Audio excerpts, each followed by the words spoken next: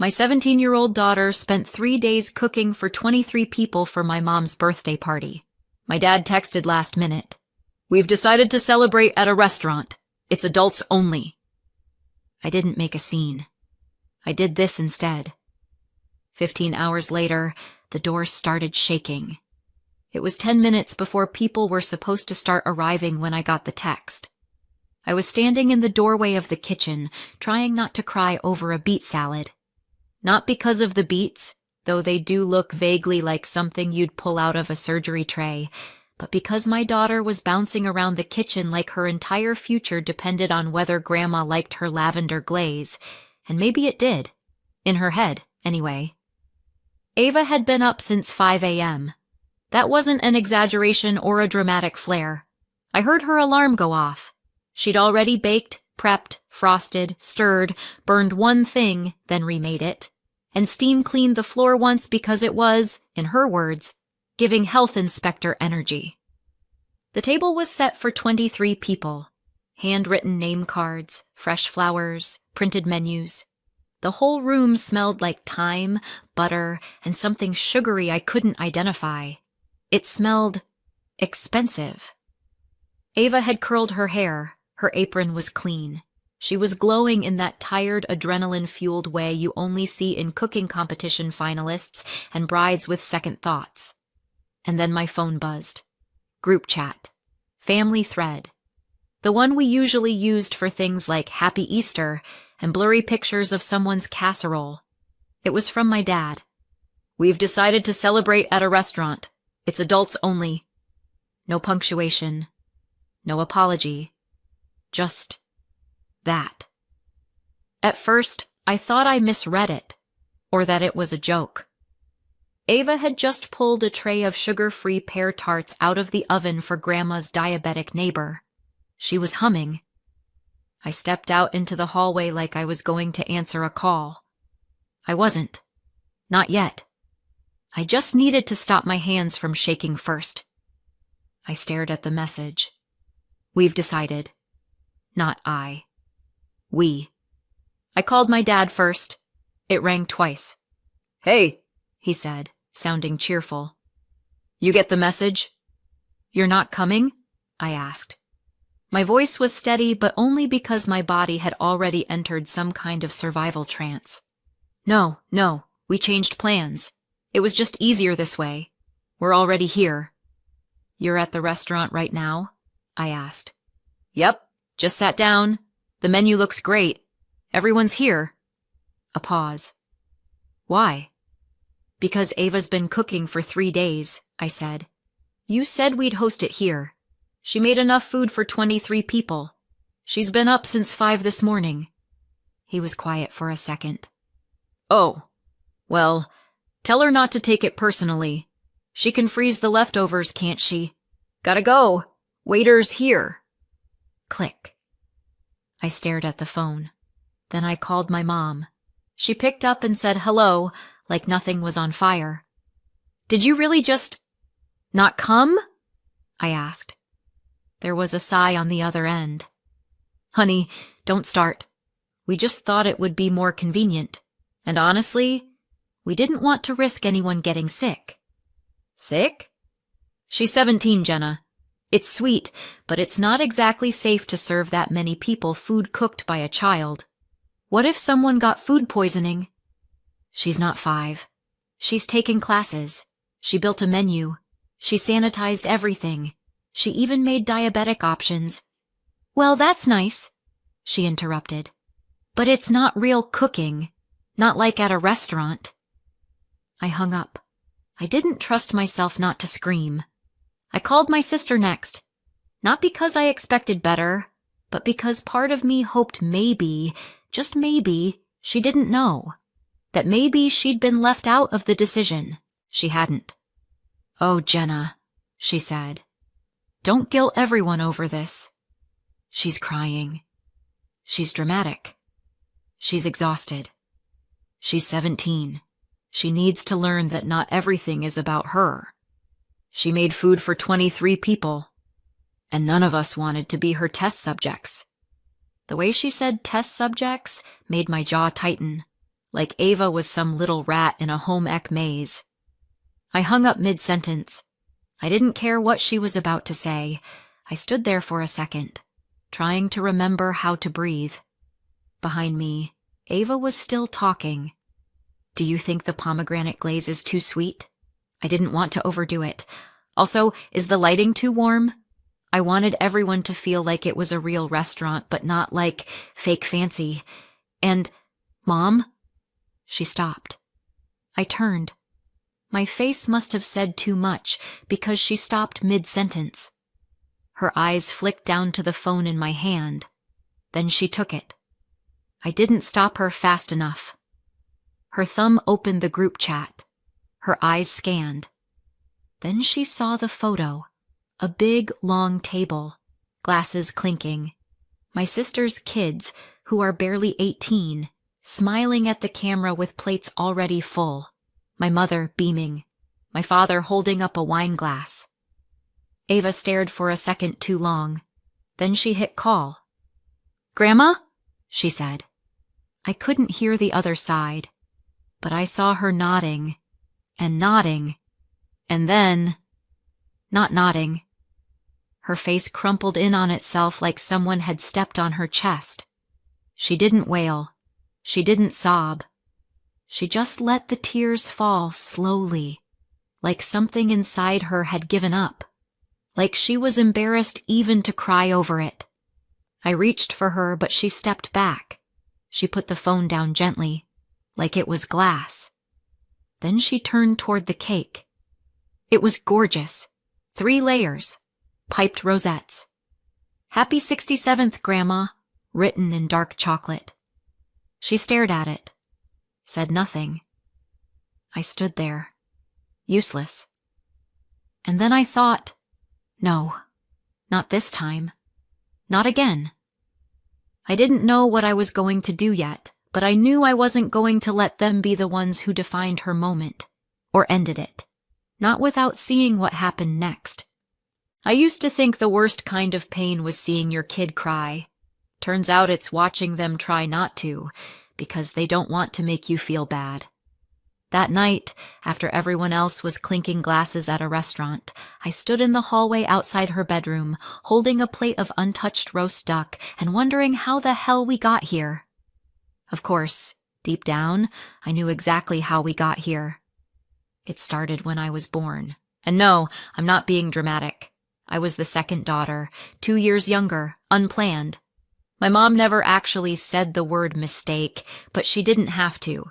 She said things like, we thought we were done after your sister, and you were a surprise, but a sweet one, which translated into plain English means we didn't want another one, but we're making do. My sister was everything they wanted. Graceful, outgoing, blonde. She could spin in a circle and land applause. I could take apart a broken fan and rebuild it to run better, but all that got me was a lecture about not touching man things. She took ballet. I took apart a toaster once and got grounded for destroying appliances. They paid for every dance class, every recital, every gold-sequined fever dream. When I asked if I could do a weekend handwork course, leatherworking, I think, it was, we don't have money for that. Besides, what would you even do with it? What I did was turn it into a business.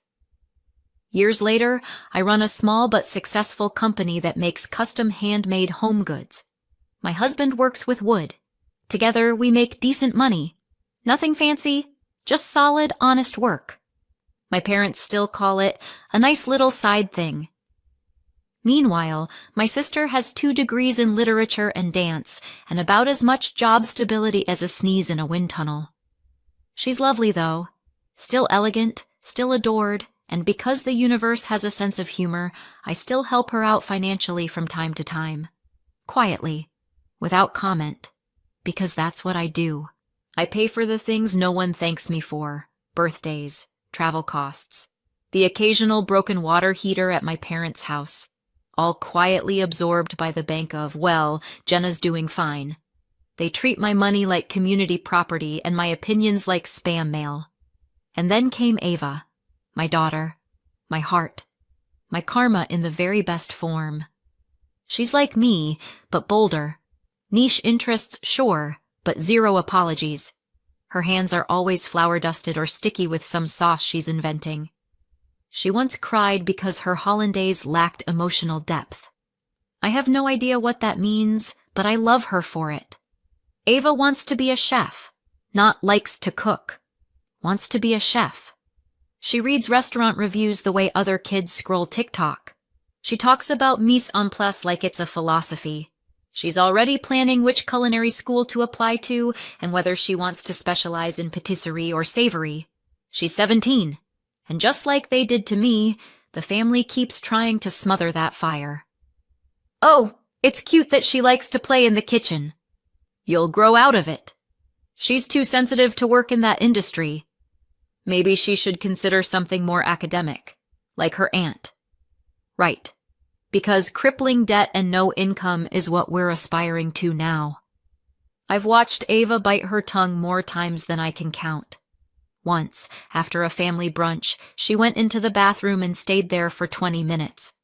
I found her later wiping her eyes and blaming it on an onion she'd chopped 6 hours earlier. So when she came to me and said, "Mom, I want to cook for Grandma's birthday this year. The whole thing, just me," I was a little stunned, but also proud. She knew how hard that would be, how cruel they could be. She wanted to do it anyway. I asked her 3 times, "Are you sure?" Each time she nodded harder. I want to show them what I can do. And then she did. She made a menu, printed it, organized the kitchen like a military operation, took into account every food allergy, every dietary need, every personal preference. My dad doesn't eat mushrooms. My mom thinks cilantro tastes like soap. Ava adjusted for both. She went shopping with her own money, sourced ingredients, tested everything. She even borrowed a friend's cake turntable so she could practice clean frosting lines.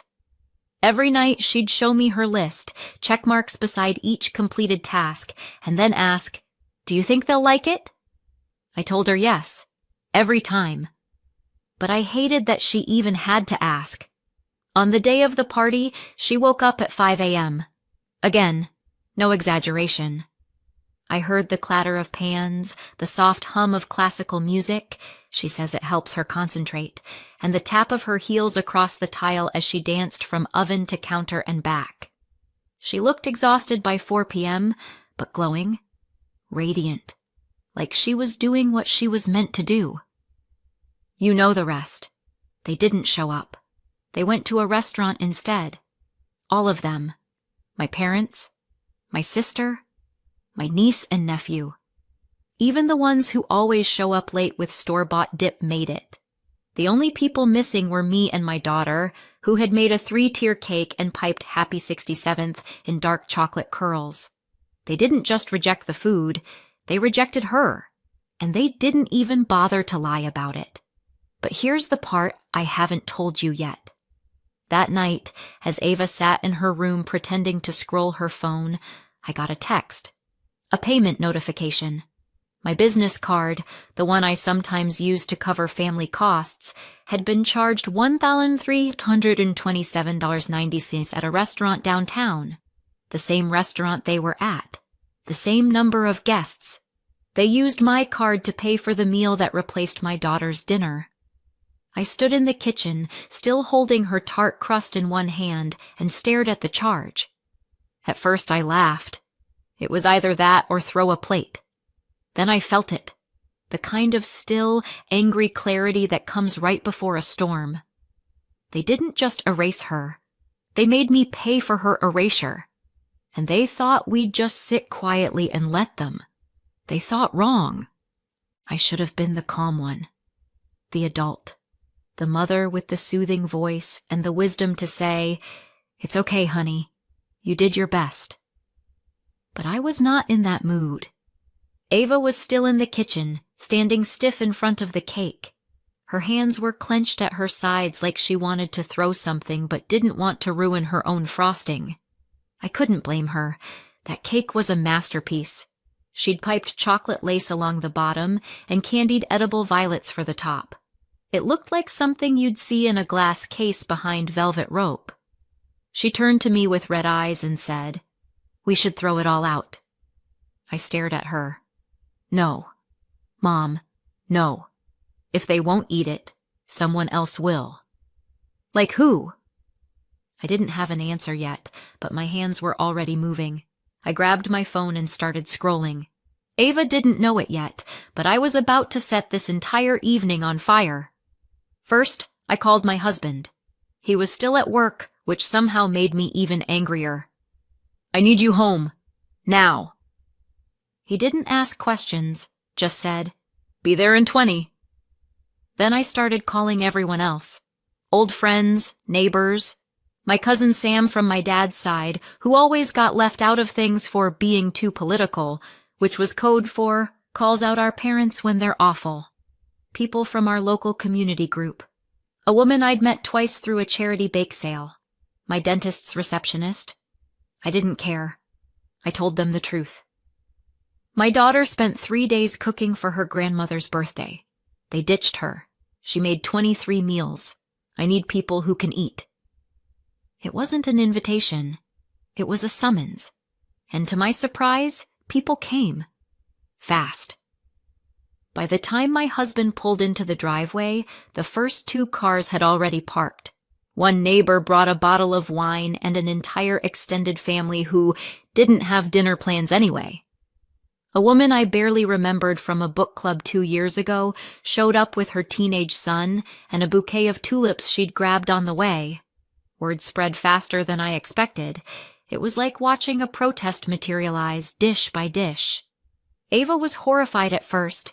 She stood in the hallway whispering, "Oh my God, Mom, what are you doing?" "I'm salvaging what's left of your dignity and dessert. Help me find more chairs." "But," I turned to her, "you cooked. For 3 days. You made something beautiful. This isn't pity. It's defiance." That shut her up. But only because her brain was clearly buffering. We shoved together 2 folding tables and started putting out the food. By the time the 3rd wave of guests arrived, Ava had retreated to the kitchen to reheat things and whisper panic to herself over sauce temperature. That's when the journalist showed up. I didn't invite her. Someone else did. A friend of a friend who was in food media. She walked in with a small camera bag and a huge appetite for drama. "I heard what happened," she said. "Is it okay if I taste a few things?" I looked over at Ava, who was standing frozen by the oven, eyes wide.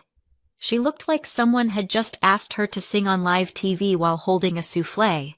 I said yes for her, and handed the journalist a plate. The journalist didn't just taste things, she photographed them, asked about ingredients, took notes. At one point she whispered to me, "You know she's better than some of the professional chefs I've reviewed, right?" I swallowed hard. "Tell her that."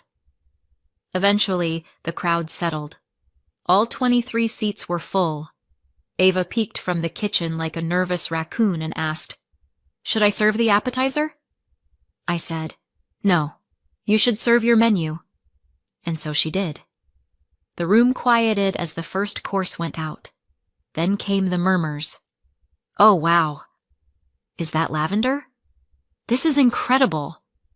By the main course, there was clapping. By dessert, someone stood to make a toast.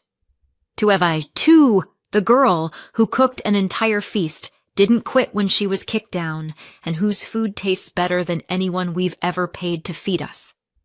She got a standing ovation, and then, because the universe apparently has a sense of timing, a second cake appeared. Not hers, a store-bought thing someone brought as backup. But they insisted Ava cut hers. She did. She smiled. Barely. But it was real, and I let myself breathe. But the night wasn't over. At 2 a.m., I was still awake when I got the text. It was a link. From the journalist. A feature-length article already live. The birthday that wasn't, how a teen chef cooked for 23, was abandoned and ended up hosting the most memorable dinner of the year. The article didn't just praise Ava's food, it told the story. The full story. How her grandmother's birthday was supposed to be at our house. How Ava cooked everything herself. How the family decided, without notice, to go to a restaurant instead.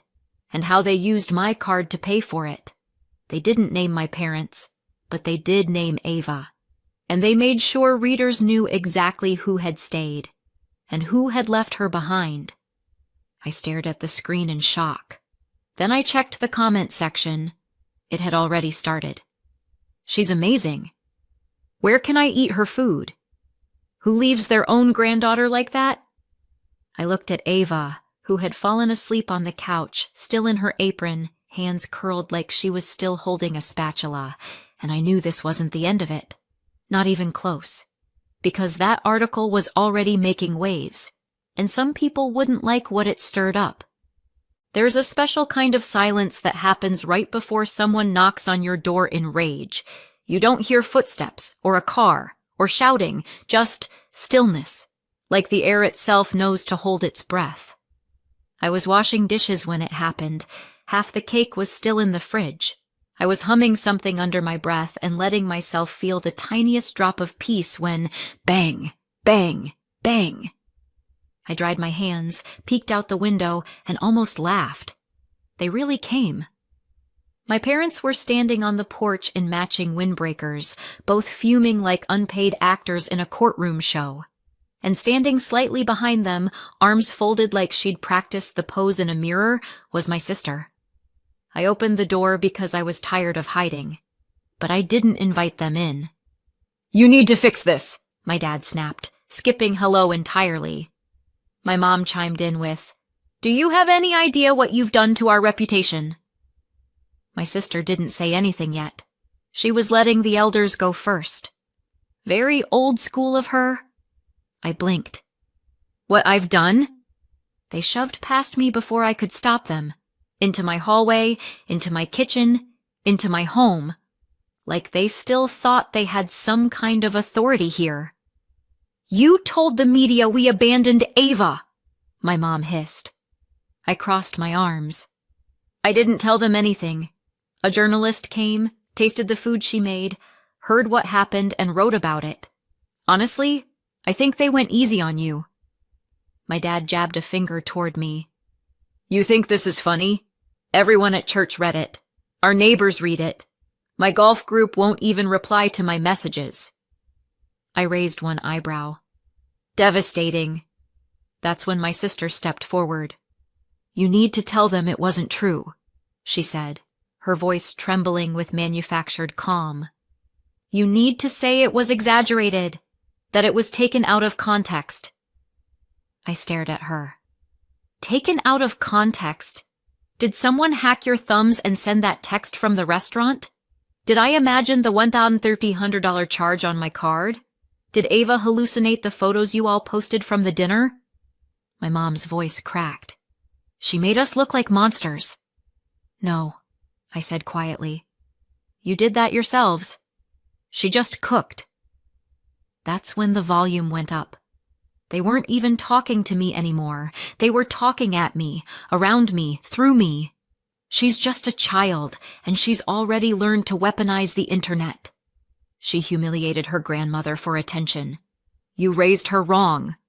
"She's dramatic." "She's ungrateful." And then, this one hit me like a slap. My mom turned toward Ava, who had quietly walked into the hallway behind me, and said, "You should be ashamed of yourself."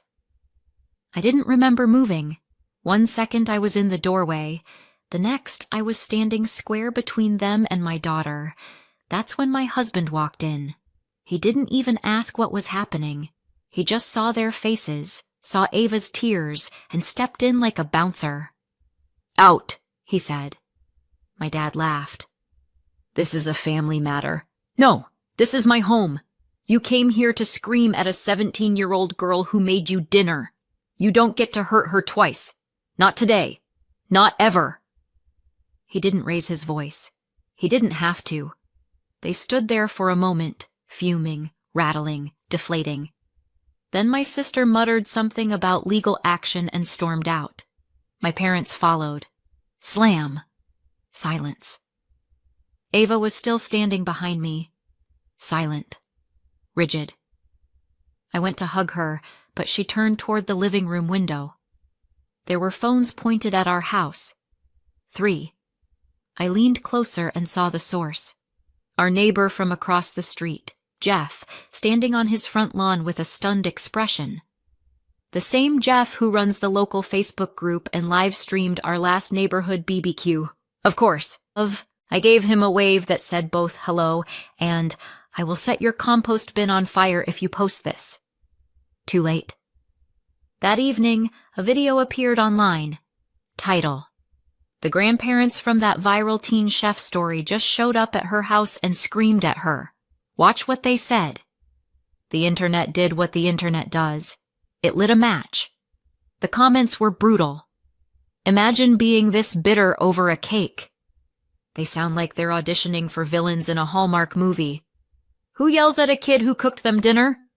One comment just said, "This is why some of us cut off our families." That night, before I blocked my parents, I saw the final round of texts. First, "You've ruined us." Then, "We'll take legal action if you don't issue a correction." Then, "This is elder abuse." Right. I didn't reply. I blocked all of them. My parents, my sister, their side of the group chat, and I deleted the card they'd used to pay for that dinner. That particular act of financial betrayal wouldn't happen again. Later, I posted something simple. Not a rant, not a call-out, just a sentence. We stand by every word, and we're done protecting people who hurt our daughter. I expected backlash. What I got was support. Old friends messaged me. Strangers messaged Ava. A local chef invited her to stage in his kitchen over the summer. Someone from a culinary program she'd dreamed about said they'd be watching her journey with interest. We didn't celebrate, but we finally exhaled. Fast forward 1 year. Ava got in. Not just anywhere. The program she used to whisper about. The one she thought was impossible. She's still in her first year, but she already has clients. People who want her to cook for events, bake for birthdays, cater for small dinners. Some of them even reference the article. Her food blog, it's flying. She posts recipes, photos, videos. She has followers, real ones, people who see her. She's different now. Not louder, not bolder, just steadier. She never reached out to my parents again. Neither did I. We heard they moved, some town 2 hours away. Too many people had stopped inviting them to things. Too many friends suddenly had plans. They told someone they wanted a quieter life. Sure. Ava never saw a real apology, and I never got my money back for that restaurant dinner. But we got something better. Clarity. Peace.